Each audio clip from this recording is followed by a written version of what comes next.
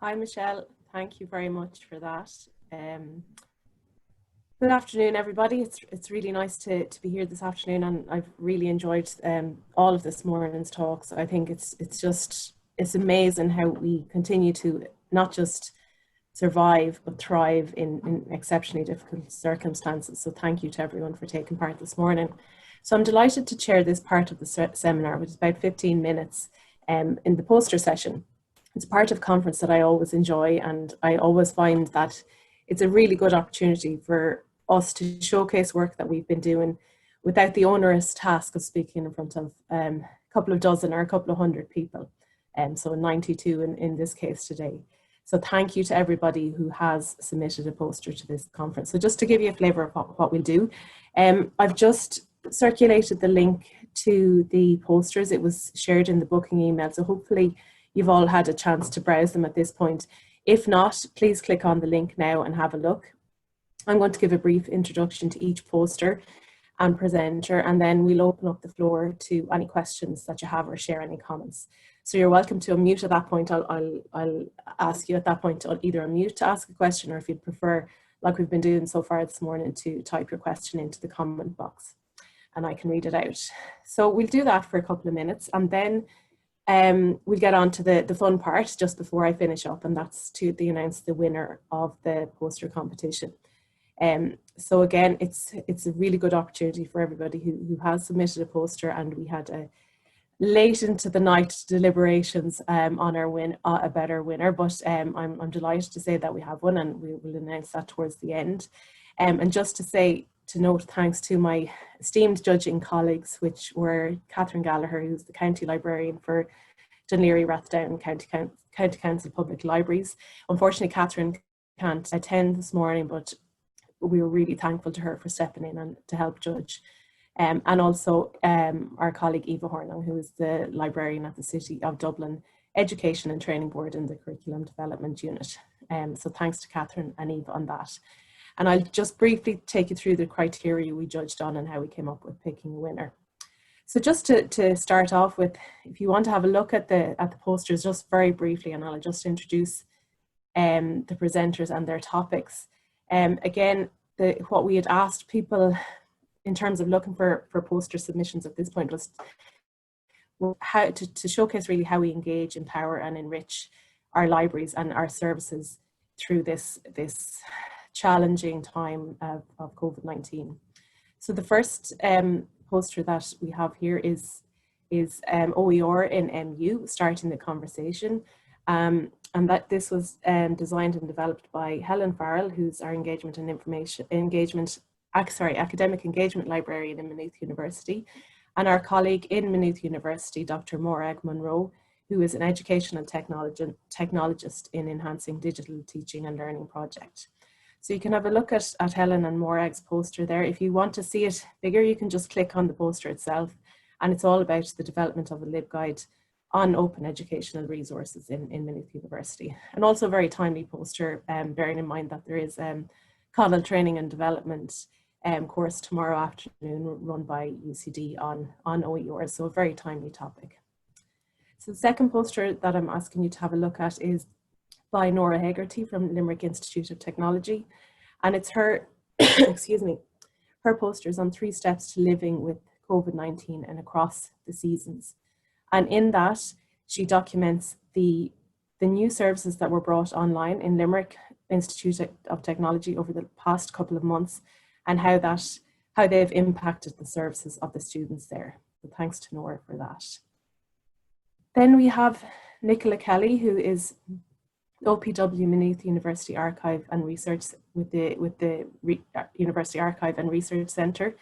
And Nikola has documented, I suppose, the challenges and the successes of archives within this throughout this pandemic, and how the OPW MU archive has overcome those. That's Nikola. Moving on then to a slightly different topic is Academic Writing Month at Maynooth University, completed by Edel King and David Reinhardt from Maynooth University Library. And Edel and David have succinctly brought through on their poster what the Academic Writing Month at Maynooth University Library was, how they took part and what they learned from it. That's their poster. Moving on then to Adrian Nuttall from AI at Clone IT, and Adrian has done a really interesting poster on apologies, sorry. Here. Yeah, so charting a new course in library space management beyond space and time. So nice to see this topic as well. Again, space management, I suppose, has been very different in pandemic times, but Adrian has succinctly drawn that up on her poster. And then finally, we have a poster from Anya Carey and Saoirse Dupuer from Maynooth University. Anya touched on this earlier on in her presentation, and it's specifically about dropping into the library cafe. This was a student engagement initiative by the library's teaching and research development team, and a really successful one. And both Anya and Saoirse have drawn together on their poster the AMC approach and how they did it and what we learned through it. So there are 6 posters, everybody. Hopefully everyone can see them. I'm going to open the floor now to questions or comments. So please unmute if you wish, or pop a question into the chat at this point. And hopefully all our presenters are here to answer them. Laura, Marie here. Could I ask you a question? It's for Helen and Morag, and the title of their poster is "Opening the Conversation." Was the conversation difficult to open, I suppose, if that's not a silly question? Thank you, Marie. No, it wasn't. We were actually at a seminar on copyright and OER, and I had just made a comment that I was considering developing a LibGuide in time. So I suppose that's what kicked it off. And then we started chatting through email and via Teams. And very quickly we realized that basically, our philosophy about sharing information was very aligned. And we very quickly could see ways that we could create quick wins and put something quite basic together, but something useful as well. I hope that answers your question. It does. Thanks very much, Helen. Thanks, Marie.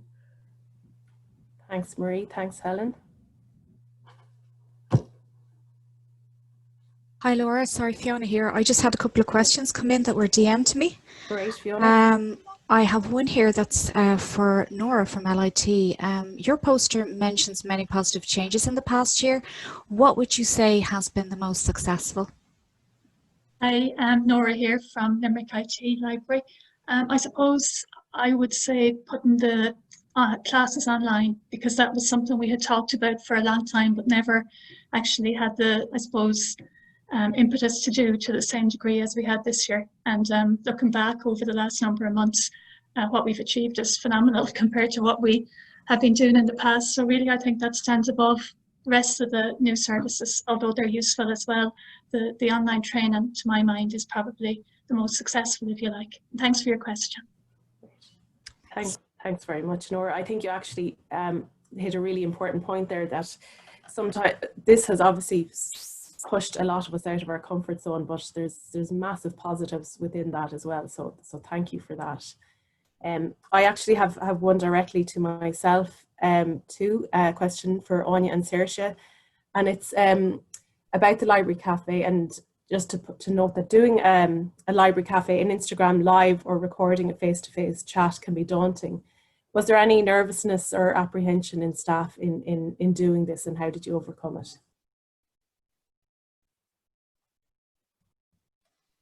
Saoirse, do you want to take that one? Because I know you covered, I'd say as a quick answer, yes, but Saoirse, maybe you'd like to, I think Saoirse's there. Would you like to? Yeah. Yeah, no, absolutely. There was so much nerves, and I think when people viewed the cafe, they were saying like, oh, you looked really confident and it went really smoothly. But beforehand, every single time I did it, I was so nervous.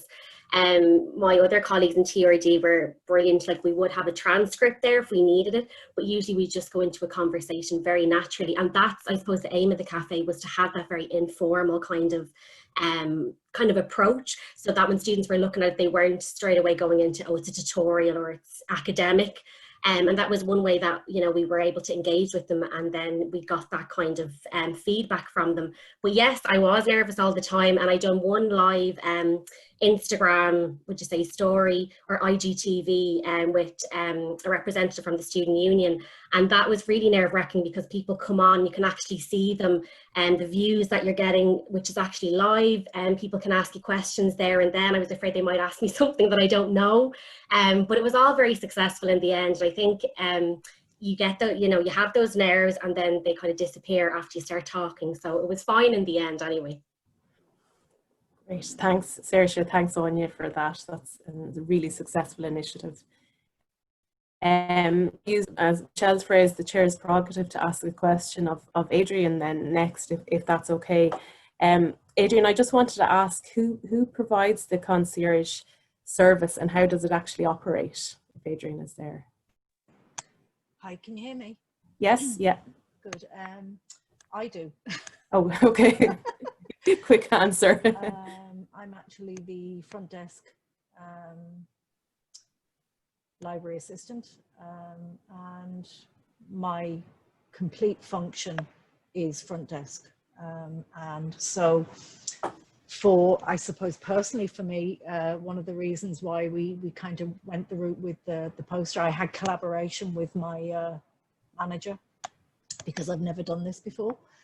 And so one of the reasons we went the route we did was we were trying to explore different ways of staying connected, because in AIT we have a very unique user experience in the sense that a lot of our users are very interactive. We have a very interactive campus. Not to say that others don't, but it is quite unique to us here. And our library experience here has been down through the years very, very interactive. And so we were trying to capture a way to, if you like, I suppose the idea was headspace, and trying to understand the headspace of the student and the staff member who were having to try and adapt to, first of all, a new way of lecturing, and then second of all, a new way of learning for the students. And so the whole concept of space and time was all to do with you know, how to get out what's inside the head of the students and in the head of the staff into the floor. And so the concierge part of it for us has really developed. We've always had a very strong front desk operation, and actually when we went into the lockdown, it was a big concern for me. It threw me very much out of my comfort zone because my whole day was filled with students. And so when we went into the first lockdown and we were off campus, I actually didn't deal with that very well. But then when we started to redeploy different ways to bring other things back onto the campus, that's when we started to see the need to change the way we do the concierge. And actually for us, I have to say, my worries have been unfounded, because I have found since we've redesigned the way into our library, the access in, that it's put a different richer slant on the way we deal with our students, because they're now actually physically to the left of me as they come in the door, whereas before they were coming in through an entrance that was away from the information desk, but now they're actually coming in beside me and coming past me, and so there's still a very strong interaction there. So I suppose that was where the thrust of our ideas of the headspace getting out into space, I suppose, if you like. That's really great to hear, Adrian. And again, you've mentioned kind of getting out of the comfort zone, and without a doubt the benefits outweigh the fear, I guess, as well. Exactly, so exactly. Yeah. Super. Thank you for that, Adrian. Thanks for the question. Thank you. Guys, I'm conscious we're tight on time. I don't want to be the only one going over time in the afternoon. So there are a couple of questions in for a few more of the poster presenters, but I may just pass them on afterwards, if that's okay. I apologize for the tight timing. But just briefly before we announce the winner, just to take you through very quickly our judging criteria. And again, Catherine, Eva and myself were the judges. And as I said, deliberations went on a good bit yesterday just to come up with the winner, because we were really, like, every poster was so different. So, but generally what we judged on were a couple of really important things. And particularly now more than ever. So the ability to stand alone, so that you can look at a poster without somebody having to describe it. And I think all our posters have done that. Also the balance. So balance of text, figures and space in terms of presentation.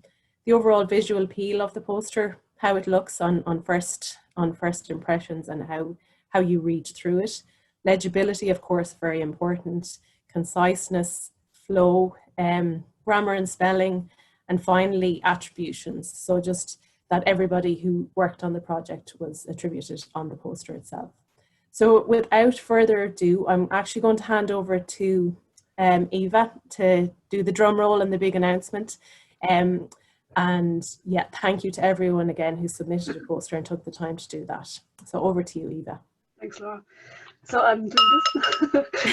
I have to say, I know I've done a couple of posters myself over the years, and I know how hard it is to put things onto a very small space.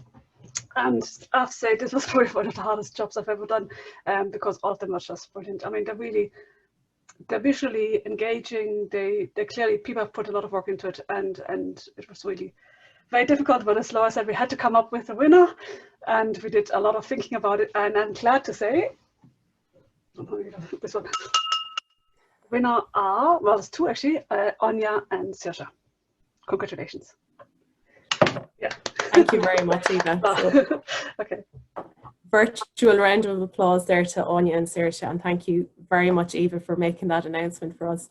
A €50 book token will be winging its way to Anya and Saoirse, so I hope you enjoy spending that. And thanks again to everyone. As Eva said, it was a hard decision to make, and we appreciate the submission. So thank you, everybody.